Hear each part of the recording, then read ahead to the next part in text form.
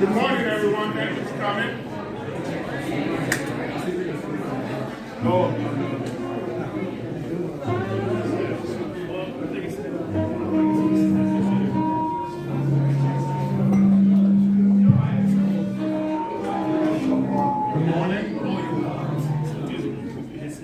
We are about 45 minutes afterwards from network, so we're plenty of time to network.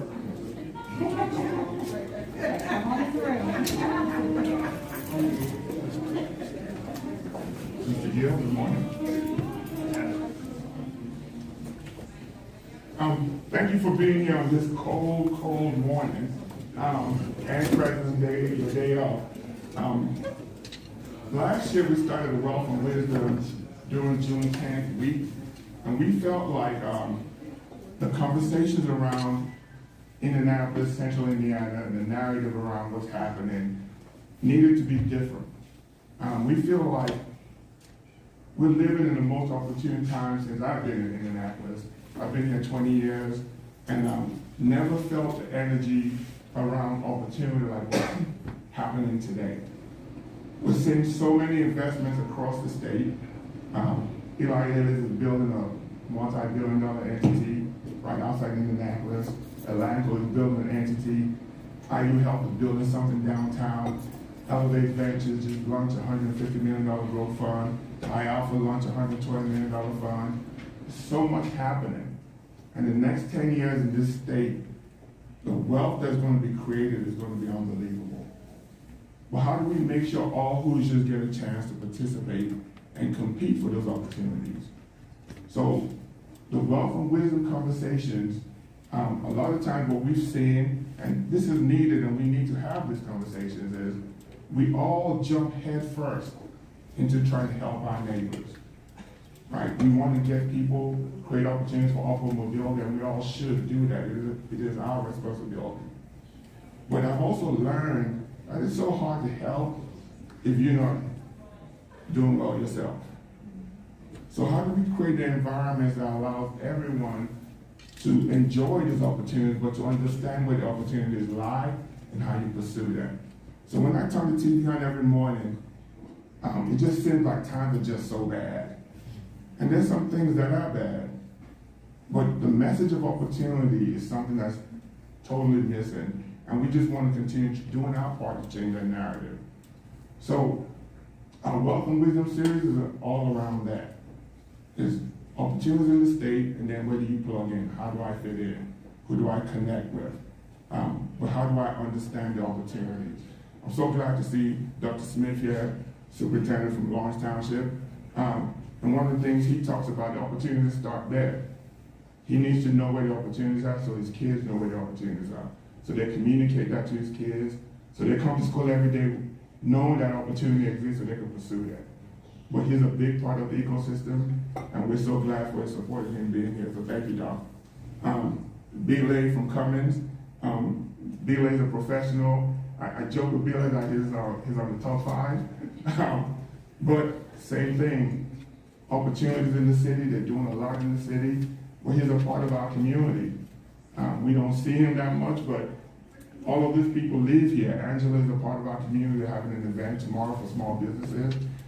But I'm just sharing all of this because we have immense talent and we're living in a different time. So we just want to continue to communicate that so we can all communicate that together. And if we do that, I say this all the time, I'm Nigerian, so I go to Nigeria probably 4 or 5 times a year. When I come back from Nigeria and get off this plane, I feel something all the time, right? In Nigeria, there's a poverty of cash. There's no money, there's no resources.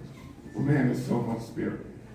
When I get off the plane here, what I don't feel is the spirit. It's people that wake up every day feeling like there's a pursuit of opportunity. And I think that is the basic essence of being American. If you wake up and you don't feel that way, then you might as well just leave and go somewhere else. Because life is difficult. So, enough for me. I am so glad to be doing this today with a superstar. Anaya is Miss Indiana, USA 2021, from Anderson, Indiana. So, humble beginnings. Has done so much, has worked her way up. She works at Lily's as well. So when I met Anaya, a friend of mine introduced us, and she shared her desire to do more in her community. She wanted to do a lot more, share her knowledge and wisdom. And we said, hey, if y'all know, we got plenty of work for you, so be careful what you ask for. But it's such a pleasure to see her work the last month, how she's taken leadership of this whole series, and the preparation to do it. So I'm going to move out the way and turn it over to Anaya. Thank you. Thank you, Will. How's everybody doing this morning? Good. Hopefully warmer than outside. So my name is Anaya, as Emil mentioned, and I'm super excited to be the moderator for this event. Just to kind of give a small background about me and my humble beginnings. So I was born and raised in Anderson, Indiana. I have my dad and my stepmom in the room. Hey, Dad, over there in the corner.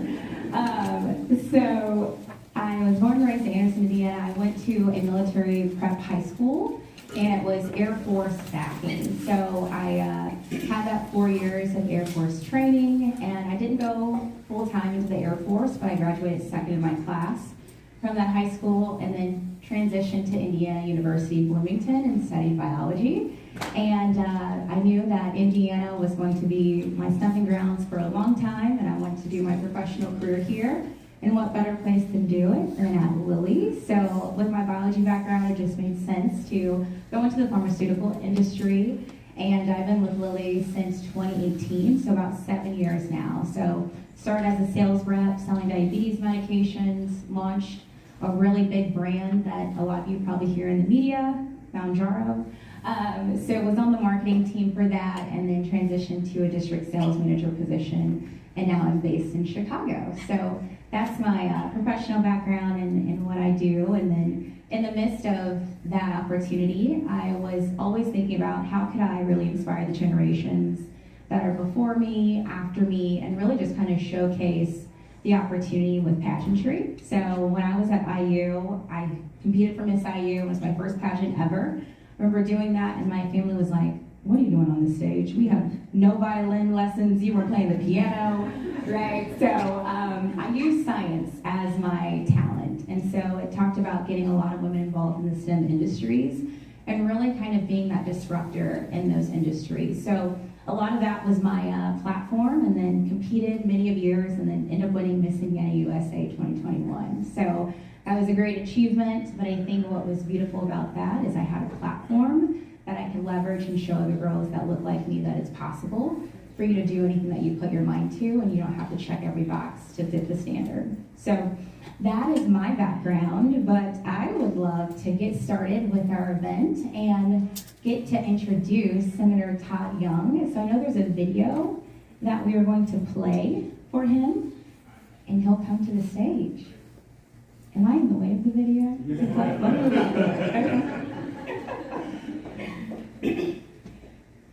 This February 17th, 11 a.m. to 1 p.m. at the state-of-the-art Elevate Ventures Complex, 1 Virginia Street, Indianapolis. Join us at the Wealth and Wisdom Luncheon. Theme, The Great Wealth Creation, featuring United States Senator Todd Young, the driving force behind Indiana's economic revolution.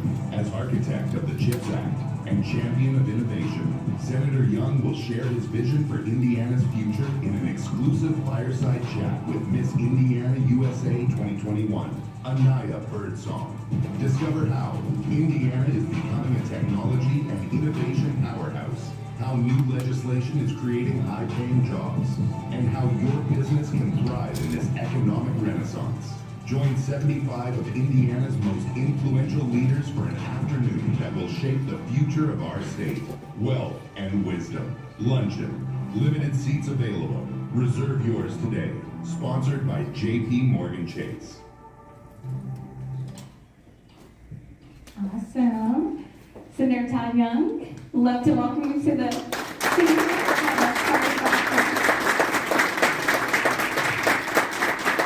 talk about a great video. Oh, Right? wow. Just showcasing everything that you've done. They got the good stuff. Yeah. Great news. Awesome. Well, we really appreciate. Is this on? The mic? Okay. Down? There we go. All right, good. Super excited to have you for this fireside chat. I know a little bit of your background was shared in that teaser video, but I do want to call to action and just kind of mention a couple of your accolades as well. So you joined the Senate in 2017, and you've offered conservative solutions, built bipartisan coalitions to address the biggest issues facing Hoosiers families today.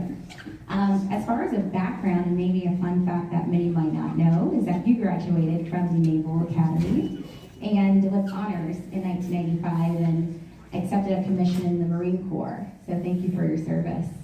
You're welcome, my Absolutely. privilege. Yeah. Yeah, and you also have a wife, Jenny Graves, that you've been married to since 2005, and you reside in Johnson County. And you have 4 children, so a son, Tucker, 3 daughters, Annalise, Abigail, and Ava. I think what's really exciting about this conversation is we talked about the CHIPS Act, right? And you authored that in 2022, and that was a landmark legislation that is bringing semiconductor production back to the U.S. to shore up our supply chain and ensure America is never dependent on China for critical chips. So as we know today, right, the digital economy semiconductors are as critical as oil was in the 20th century, right? And a lot of us know that there was a big highlight to this, especially with the pandemic, right? I know I was trying to buy a used car and it was double the price because of the chip shortage, but there's been a lot more things that are dependent on chips, right? For everything from technology, phones that we utilize. So Senator, under your leadership, Indiana secured significant CHIPS Act funding. In layman's terms, what is the CHIPS Act, and how do you see this transforming our semiconductor manufacturing capabilities and creating high-paying jobs in Indiana? Well, thanks, Anaya. Good question and great lead into the question because I think the CHIPS Act, though it's already made its mark, roughly $30 billion has been invested by taxpayers in this effort, but we've been unable so far to unlock $450 billion. Even in the private sector, that's quite a return on investment. So that's private sector investment, much of it foreign capital and investment in the American economy with a $30 billion allocation. So I'm proud of that, but we're not done yet. And the objective here, as you alluded to, is to try and use this effort as an enabler of the broader economy. You try to buy an auto in the pandemic, there weren't enough autos because there weren't enough chips to build the autos. In fact, the General Motors plant in Fort Wayne, Indiana, you talk about jobs, they had to idle multiple times throughout the pandemic, and all those jobs were impaired. If you try to buy a toaster, you go to Walmart and buy a toaster. Even they have chips in them these days because they're smart toasters. You can't buy the old school toasters anymore. And so literally a modern economy, from consumer electronics all the way up to weapons platforms, depends on access to semiconductors. We don't need to be wholly dependent on another, independent of other countries in our manufacture, but we need to increase our resiliency. That much became clear in the midst of the economy and in the pandemic, rather. And so that's what the CHIPS Act's objective is. As a byproduct of that, as a happy byproduct, because I'm not in favor of industrial policy, writ large. I don't think we should look for opportunities to reshore things that, frankly, we could probably get built more economically overseas, and therefore, consumers would benefit from those lower production costs.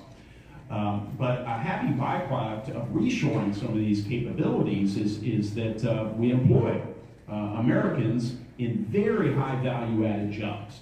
Look at West Lafayette, Indiana, the SK Hynix facility. If we play our cards right here in the most manufacturing-intensive state in the country, in Indiana, we can get more of those investments. That investment alone, it will double the assessed value of West Lafayette, Indiana, and that's just phase one of what I expect will be a multi-phase investment. So there are enormous opportunities. Our defense sector here in Indiana is growing handsomely.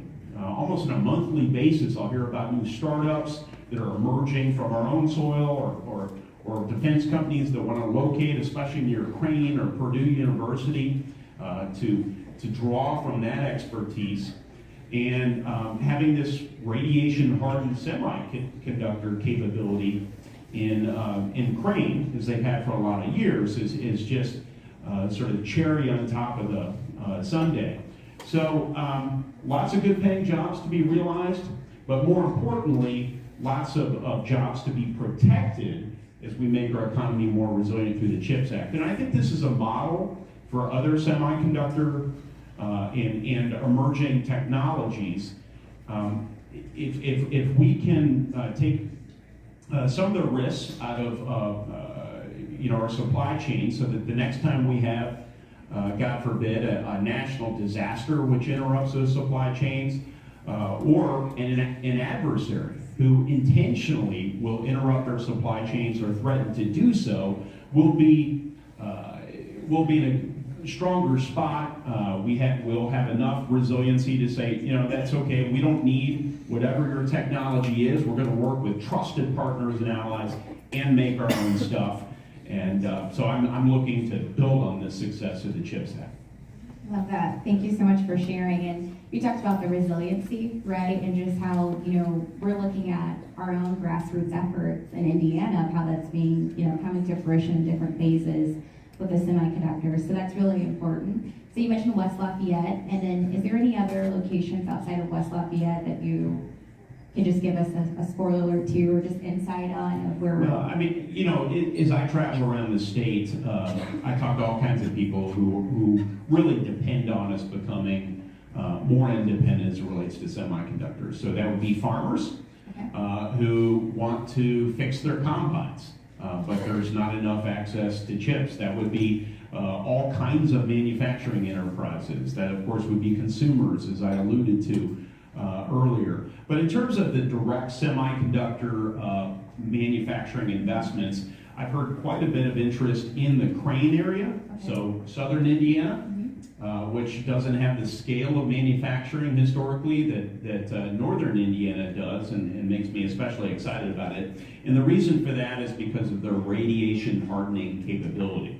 When I think radiation, the first thing that comes to mind is like nuclear weapon stuff, right? So you need that sort of hardening in the event of a major disaster. But there's also an application when you think about space. There's a lot of radiation up there, and our space economy, from satellites to space travel increasingly, depends on having microelectronics that can be trusted to work and to work with fidelity. And so no one has the same sort of expertise in this area that Crane, Indiana does. So here again, if our state leaders, some of the local leaders, play their cards right and take this opportunity presented by the CHIPS Act, I think this can be a real driver of our economy. I'm not suggesting that 10% of the people in Indiana, or some crazy number, will be employed by the semiconductor sector. That's not the objective here. But if we can have a small segment of our population highly trained, highly compensated for their training, that also sends a great signal about Indiana, how we're open for business, and we not only make things, we make the most complicated things in the world right here in India. Love it. Thank you so much. So I hear that Silicon Valley better watch out for Indiana. Absolutely. Right? Absolutely. That's right. Awesome. All right. So your continued work on the CHIPS Act has positioned Indiana as a key player in technology and innovation, as you just mentioned. Could you share your vision for how this would benefit Hoosier families overall? Yeah, in almost every one of my legislative efforts, I do try and think about this. How does this not just benefit a discrete group, but how can we style the legislation so that it benefits everyone, and how can I unpack the value proposition? So the most natural way to think about how regular people benefit is as consumers. We've already talked about that. In fact, the most recent election was in large measure about elevated prices, about inflation. And we saw during the pandemic in particular about the best way to get inflation is to have these interrupted supply chains. So this is an inflation prevention device, and shame on us as legislators if we're not pulling out every stop to prevent the elevated prices we've had in recent years. But beyond that, I think it sends a signal to regular people that if they go to Ivy Tech Community College and get trained as a technician in a high-tech field, there are going to be jobs here in Indiana. Their leaders are working to create conditions, and whether it's in emerging biotechnology or in semiconductor fabrication, there are going to be jobs for regular Hoosiers to land in these emerging fields, and they pay well, and you don't have to go to the coast, as you historically have, to enjoy those sorts of opportunities. I love that. So it sounds like the resources are going to be there to build that strong skill sets to run these manufacturing companies and have those strong jobs, right, to transfer over. That's what I'm pushing for. And we're already kind of working on the next phase. In fact, I'm chairing a National Security Commission on emerging biology, emerging biotechnology in Washington. And in April, we've been convened for 2 years. We'll produce our recommendations for Congress so that we can stay ahead the rest of the world in biotech, which, believe it or not, has a lot of defense applications too. And when it comes time to biomanufacture, we in the state of Indiana, here again, if our state and some local leaders buy into this vision, we can manufacture not just biopharmaceuticals, but bioagricultural and bioindustrial products. And these are really high value added things. These aren't commodities. So regular folks who graduate from our high schools, from our trade schools, and from our world-class universities can work in that dynamic field, earn a good wage and income, and that's what I want this place to be for my kids and God willing, grandkids someday. There we go. I appreciate the vision. It gets me really excited as a true Hoosier to be like, oh my goodness, we have so much coming and so much from a technology standpoint, innovation that's really going to help grow our economy.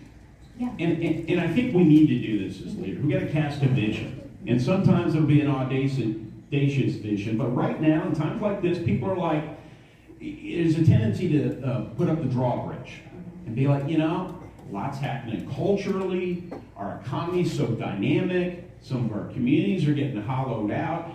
It's all too much. And I'm having trouble adjusting. But if you can cast a vision and then put some framework under that so people feel like, okay, they're trying. The system's not rigged. They're trying to bring everyone along. That's what I'm trying to do in sort of the largest measure of things as it relates to these emerging tech initiatives. Perfect. Thanks for sharing. Let's take a little segue to talk about just your upbringing and your household. So you grew up in a small business household. Can you tell us about that and how it shaped your thinking? Yeah, it actually did a lot. It's one of those things you don't really realize when you're a kid, but as you get older, you kind of look back and you're like, yeah, that's maybe one reason I'm built the way I am. So my dad was a workaholic. I haven't known many successful small business people who weren't, at least in their first business, a workaholic to make everything work, because you got everything on the line. Mm-hmm. You got a lot of capital on the line. You got your reputation on the line, and self-respect even, and so that's how my dad rolled, and there's no doubt I internalized that. Beyond that, give me a great respect and appreciation for guys like him and so many in the room who go out there and, as we say in the Marine Corps, are hooking and jabbing on a daily basis and just trying to do the best they can. And so I saw some obstacles as I get a little older to smaller enterprises as opposed to larger enterprises, regulatory obstacles, tax obstacles, on and on, and I feel some obligation to try and remove those, and that's been a real point of emphasis of mine throughout my work. It's also given me a little humility too. Those of us in government, we come up with rules. We come up with rules. That's in the simplest terms what we do, and we try and get a better system of rules over time. But the people who are out there, the real operators, I recognize that they're the ones who make this country work. It's the dreamers, the doers, the entrepreneurs, the investors, and that's my job, not to pretend that I make things, but instead I create an environment in which others can make things. I love that. So as far as the small business that your dad operated, what was that business, and did you ever help with your dad on that the business? Yes, I did help. So my dad, he ran and owned a small sales operation. Okay. They were manufacturers' representatives. Okay. They made they sold industrial boilers, burners, temperature controls, heat exchangers, flow control devices, that kind of stuff, right? Yeah. And he wasn't an engineer. He was just a guy who man, could he sell? Could he sell? But he was passionate. And he thought it was about the money, I think, but it wasn't about the money for him. It was just about coming up with a goal, finding something good to be, something to be good at, and pursuing it with all his vigor. He was gone about half the days, traveling around the state of Indiana. They grew his sales territory into all the surrounding states, and he was quite accomplished, but we had some ups and downs.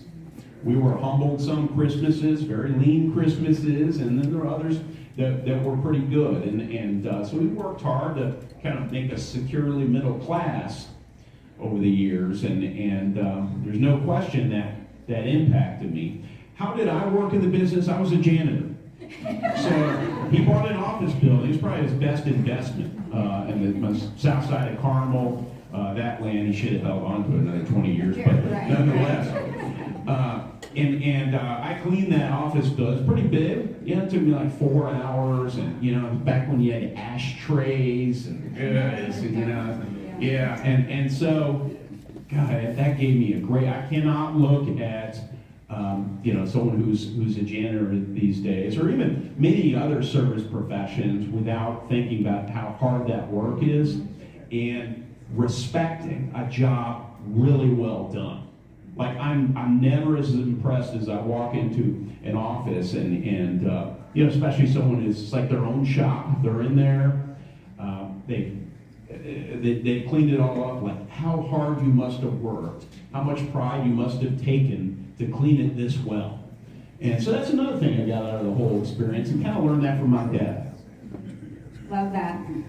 You talked about just the hard work and just the aspect, and you even helping out, around the office. It does create a lot of humility and a lot of great. Well, and being a janitor is not bad preparation for being a U.S. Senator. It's like cleaning out the stairs. Yeah. Absolutely. Well, thanks for sharing. Let's talk a little bit more about technology, right? So you spend a lot of time working on issues related to technology, particularly AI. What are you hoping to accomplish on the federal level?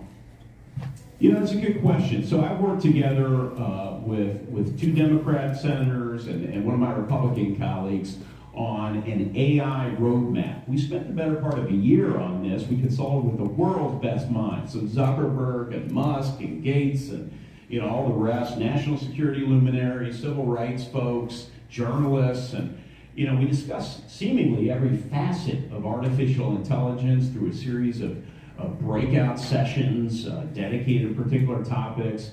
You can go online and find our roadmap for those who are interested, the many recommendations we came up with. So I feel like we got a pretty good sense of where Congress should start on this. The real question is, what approach does the administration want to take? Our approach was, I don't need that, that's another mic.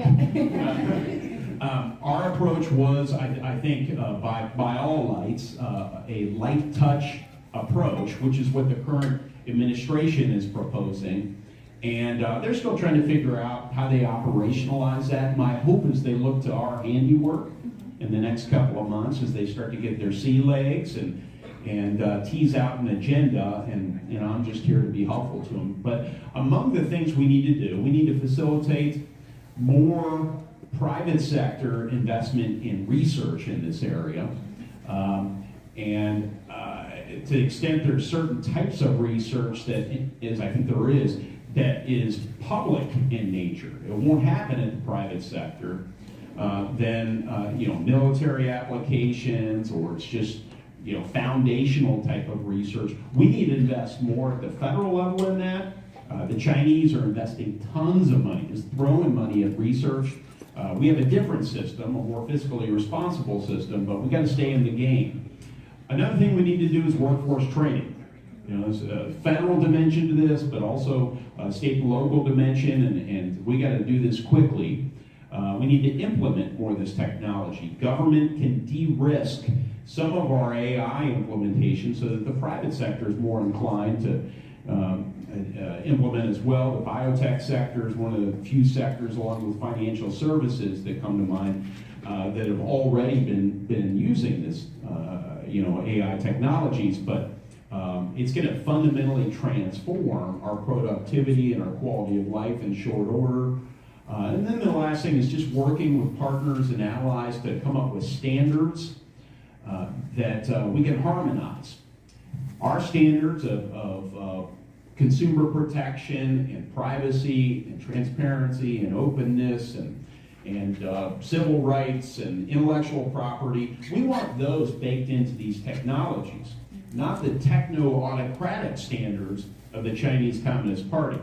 And my sort of geopolitical overlay to all this is if we can kind of harmonize those standards across large economy, technically sophisticated countries, think European countries, Japan, then if China, with its export-oriented economy, wants to sell into the rest of the world, they're going to have to adopt our standards. And then they're left with a very difficult decision. Do we make two technologies for every given solution? Do they come up with a techno-autocratic version for domestic audiences and a free world option? No, that's too expensive. So, as Ronald Reagan once said, my strategy is we win, they lose. That'll put them in a we win, they lose position. So I do hope this administration, I believe they'll settle on this position, but I hope they recognize the power of standards harmonization across the world when it comes to AI. From a show of hands, how many of us work with AI every day in our day-to-day? Right? Literally the entire group. So to your point about productivity and just harmonizing and working with the AI technology components of our day-to-day job, it's something that we do consistently. And it sounds like the administration is also taking that very serious in different sectors as well to help us become even stronger of a superpower across the nation. That's the goal. Yeah. And I think President Trump has commendably prioritized this. He's got a lot of technically sophisticated people around him, and I think they'll steer him in this direction. But it's incumbent on legislators to oversee those efforts and to try and steer it in a positive direction if we think they deviate from that vision. Awesome. Thanks for sharing. Yeah. So we got time for one more question before you head on to your next event or just schedule. But you're in a group filled with investors and entrepreneurs. What message would you like to leave the audience with, knowing your stance on CHIPS Act, technology, innovation? What could you leave us with as investors and business owners of the path forward for Indiana? Well, I guess I'm not bringing wealth and wisdom, so I guess this is my effort at closing wisdom. So, listen, my view is that Indiana is very well situated to build on the successes we've made in recent years, the previous gubernatorial administration, the State House, many of our educational partners and the private sector all coming together. One of the things we do really well here in Indiana is we set aside egos and we figure out how, without anyone claiming all the credit, how to get big things done. And now is one of those moments. We really need to say, what's our value proposition?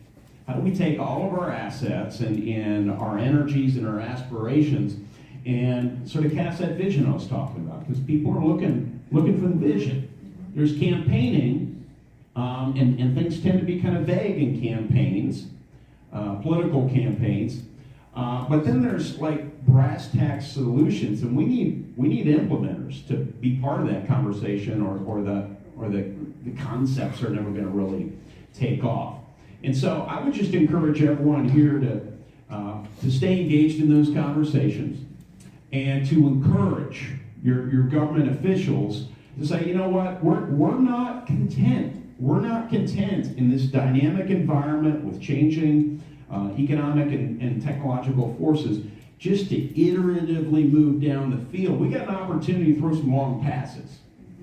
And let's do that. Let's do that or get rid of the leaders who don't want to do that. We want boldness. We want opportunity for everyone. We want answers about how we bring opportunity to every community in this state. And if we're told that our visions are too bold, then I think that's a problem of leadership. Rarely do you have the people prepared to lean in to bold visions. I'm finding that they're embraced right now, which is counterintuitive. Some folks are like, slow down, no, pull up the progress. No, if you lean into this, you show a little swagger and self-confidence, we can seize this moment for ourselves and figure out how to bring everyone along. So that would be my message. Amazing. Let's get a hand clap for that. That was a great breakdown. Thank you for your time. Thanks to Power, great job. Absolutely. And if anyone wants to get in touch with me, best contact is Ronnie right there. She's fantastic. She has cards, so please see Ronnie or visit our website at young.senate.gov. Thank you. Thank you so much, Senator. Thank you. You know, when we have events like this, I know most of you know the Bloom Project with Annetta Scruggs. I think Annetta does probably one of the best jobs I've seen for a long time in just helping work with young boys. So, you know, every time we have an event, these young men are here to help support. But I think it's so important that we expose them to these high-level conversations too, right? Yeah. So we want to thank Annetta for always stepping up for all the work she does in our community. And if you guys don't know about the Bloom Project, please look it up. Let's find a way to keep supporting her because she keeps doing what she's doing in the community. So thank you guys so much for coming out this cold morning.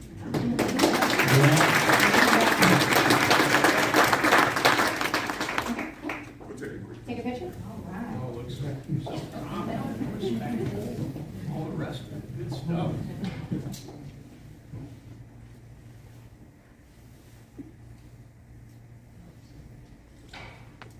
You guys have anything to say? We got a mic. I just want to thank you for the opportunity to greet you all. You all look amazing. I hope you have a great conversation.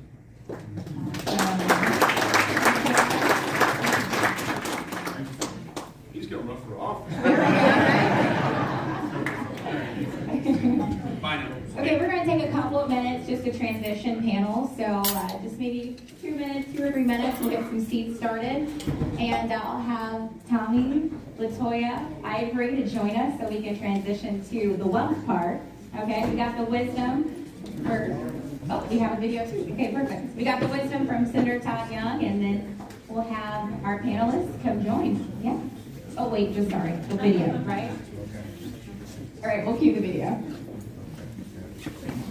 Wealth and Wisdom Luncheon. Theme: the great wealth creation, where power meets opportunity. Join Indiana's top 75 leaders for an exclusive gathering.